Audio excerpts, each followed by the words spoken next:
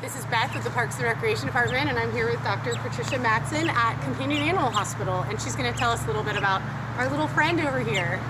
So we are so excited that we were able to successfully incubate a black neck swan. We have two black neck swans at the lake currently. They are a mating pair and they did lay eggs. The black necks are very social and many times do not sit on their eggs long enough to hatch them. So that's why we took on the responsibility of trying to keep them incubated and hatch them, and we have had one successful little baby here. We've been getting him to where he can eat on his own. He does not have to be fed any longer, and we're trying to get him into the nursery for the city to take care of him, and eventually for him to go to Lake-Morton so that the public will be able to see him. So, and I'm excited because I'll be able to drive by and see him, and I'll go, ah, that's my little buddy. So that'll be a great thing. So we are so excited about him. Make sure you go visit all of our swan friends, and remember, no bread.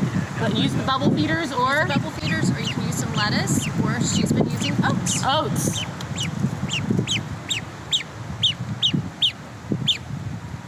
No bread, right? No bread. He said no bread.